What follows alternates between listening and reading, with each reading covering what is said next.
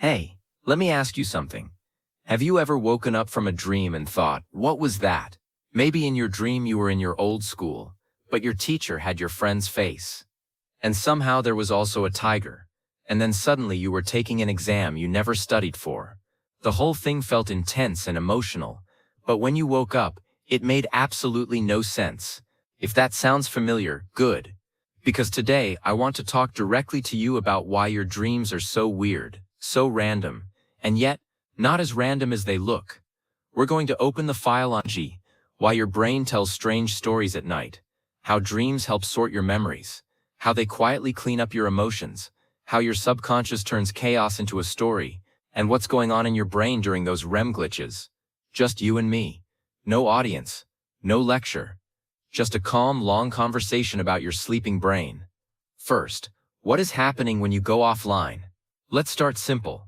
When you sleep, your body looks peaceful, but your brain is not switched off. Sleep comes in cycles, and each cycle has different stages. You go through these cycles roughly 4 to 6 times every night. Very roughly. It goes like this. Light sleep, deeper sleep, very deep sleep, and then REM sleep, the stage where most vivid dreaming happens. REM stands for rapid eye movement, because in this stage, even though your eyes are closed, they move quickly underneath your eyelids. Your body is mostly paralyzed, so you don't act out your dreams. But your brain looks almost as active as when you're awake, sometimes even more active in emotional areas. So on the outside, you look like you're resting. On the inside, your brain is having a wild night shift, sorting memories, cleaning up emotions, connecting ideas, and building stories, your dreams. 2. Why your dreams feel emotional but not logical. Have you noticed that in dreams, you can feel terrified or overjoyed, but the situation itself is totally absurd? Maybe you're running from a banana with a knife, or you're suddenly late for an exam that doesn't exist. Here's why that happens.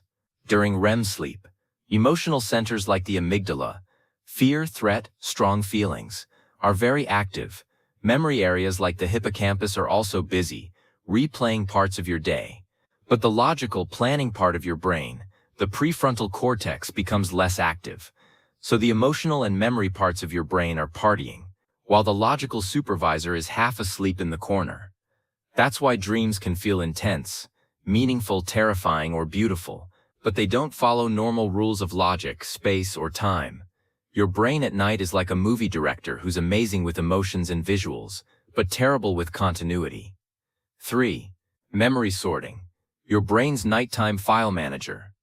Now let's go into the first big job of dreams, memory sorting. Throughout the day, your brain takes in a ridiculous amount of information. Faces you see, rooms you walk through, songs you hear, random videos you scroll, things people say, your own thoughts and feelings. You can't store everything. If your brain tried, it would become completely overloaded. So at night, especially during sleep, your brain starts sorting. What should we keep? What should we throw away? What should we connect to older memories? Deep sleep and REM sleep work together on this. Very simply, deep sleep helps protect and stabilize details of important memories. REM sleep helps reshape and link those memories, blending them with older knowledge and emotions. So when you dream about being back in your old school, or seeing people from different times in your life mixed together, or doing something related to what you did that day, it might be your brain rehearsing, replaying, and reorganizing. It's like your mind is saying, okay, let me rerun this, mix it with old experiences, and decide where to store it. That's why sometimes after sleep you remember something better, understand something more clearly, or even forget useless details. But remember the main idea, your dreams are part of that processing. 4.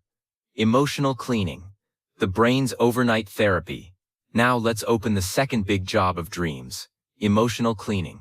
Think about a day when you felt stressed, embarrassed, scared, sad, or angry. You may have noticed something. After a good night's sleep, those feelings often feel lighter. The problem may still exist, but your reaction is softer. Why? Because during REM sleep, when most intense dreaming happens, your brain replays emotional memories, but in a safe offline mode.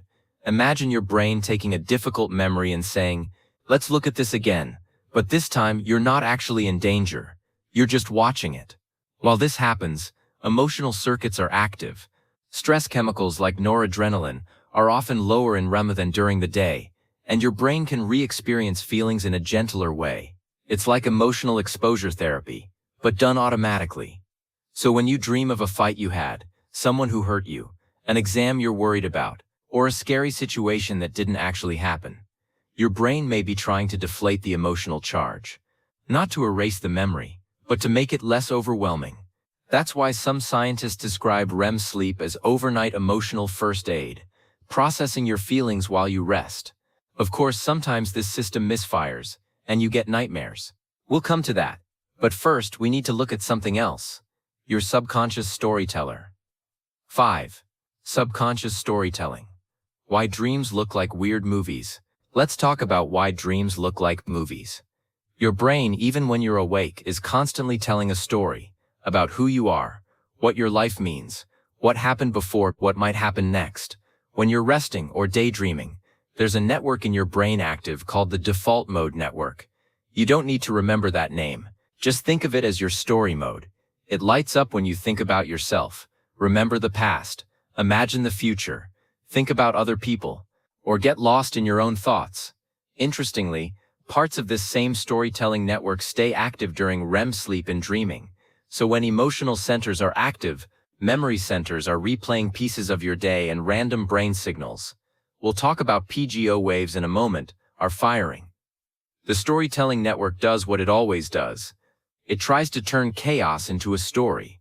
That's why in dreams you get scenes, characters, plots, settings, beginnings, and endings. They're not always good stories, but they're stories. Your subconscious is like, okay, I have a fear from today, a memory from 10 years ago, a sound from outside the window, and some random brain glitches. I'll just stitch this together into a movie and play it for you. That's your dream. 6. REM glitches. The noise your brain turns into images. Now let's talk about those glitches. During REM sleep, your brain produces special bursts of activity that move from the brainstem through visual areas and other regions. Scientists call some of these signals PGO waves. You don't need the exact word, just the idea. Think of them as internal sparks. They're not coming from your eyes are closed. They're coming from inside your brain. These sparks hit your visual system, hit your emotional system, hit your memory system, and your brain, which absolutely hates meaningless noise, tries to make sense of them. So instead of showing you random lines and flashes, your mind turns these sparks into cues and bishows, places, actions. This is one reason dreams can change suddenly. You're in your house, then boom, school. Then without any logic you're flying. Then something else interrupts.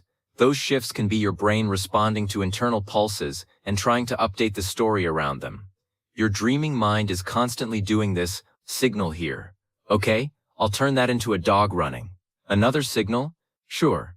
Now your old teacher walks in. Emotional memory from 3 years ago? Let's drop that into the scene too. The result? A story that feels real when you're inside it, but looks completely bizarre from the outside. 7. Threat simulations. Why so many dreams are about danger? Now, let's talk about nightmares and stressful dreams. Have you noticed how many dreams involve being chased, falling, showing up late, failing an exam, being unprepared, being embarrassed in public, or losing someone? It's not just you.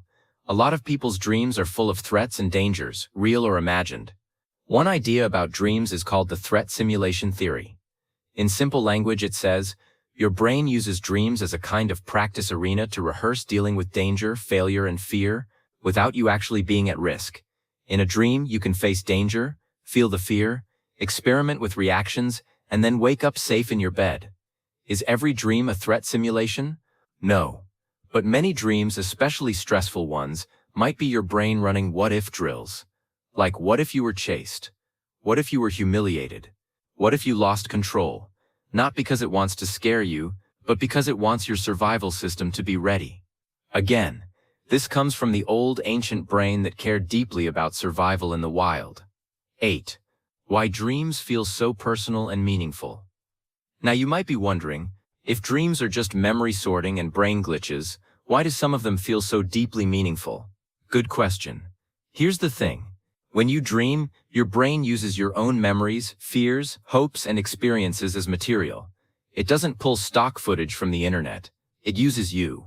So even if the dream is chaotic, flying on a dragon, being in a house that doesn't exist, talking to someone who's passed away, the emotional core is often connected to something you care about, something you fear, something unresolved, or something your brain is trying to understand. That's why you wake up from some dreams thinking, that was weird, but it felt like it was about something real. Sometimes your brain expresses things symbolically, not in a magical, mystical way, but in a compressed, emotional way. For example, you dream of failing an exam, but in real life you're worried about failing at work or in relationships. You dream of losing your teeth. Maybe you feel like you're losing control or losing face.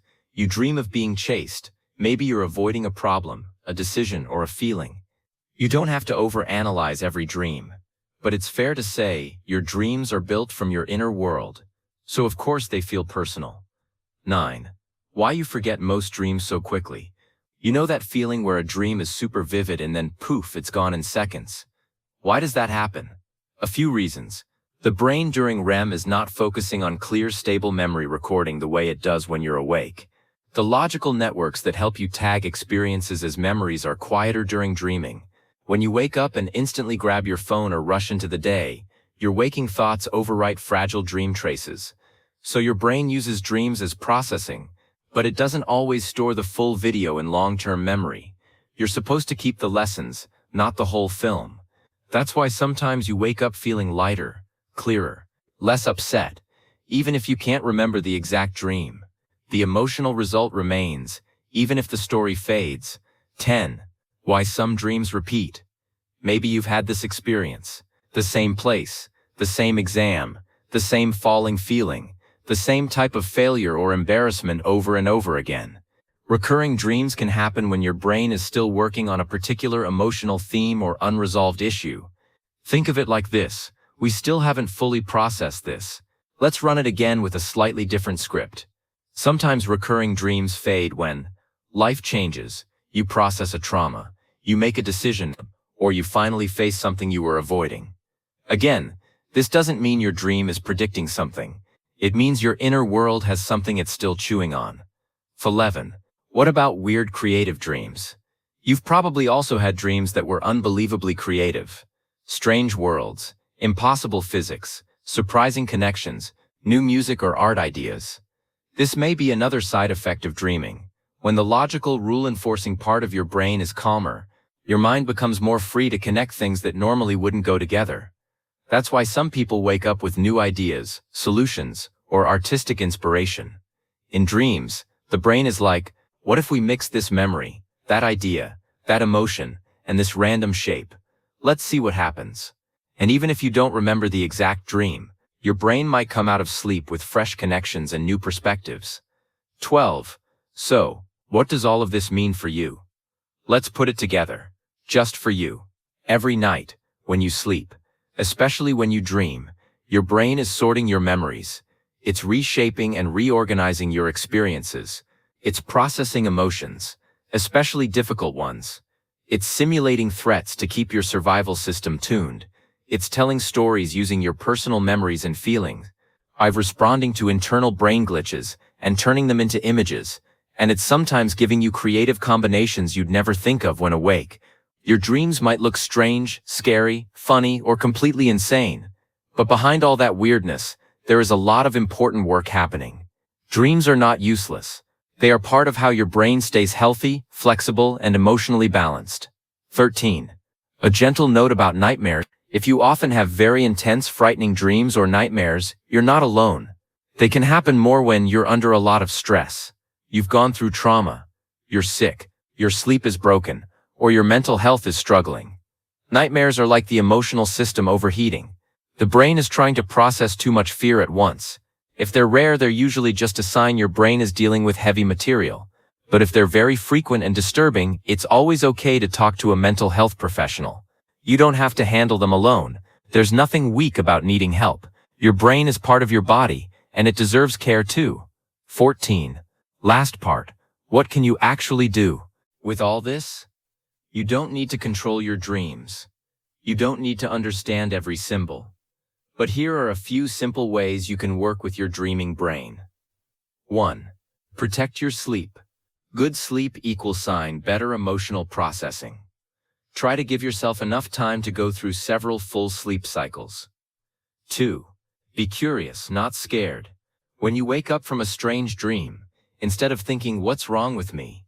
you can think, "Wow, my brain is really working hard behind the scenes." 3. Notice patterns.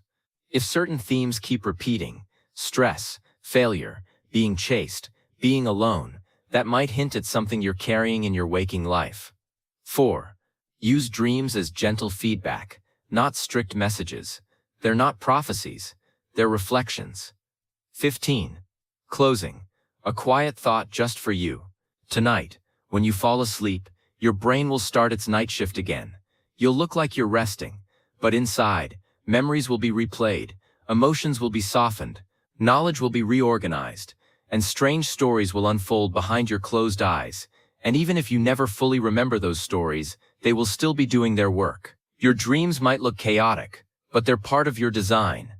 Your brain is not just a thinking machine. It's also a storyteller, a cleaner, an editor, a therapist, and an artist, all at once. So the next time you wake up from a wild, bizarre dream and say, "What was that?" you'll know it was your mind taking care of you in its own strange language. That's your file for today, from Body Logic Files. Sleep well. Your brain knows what it's doing, even when you're not aware of it.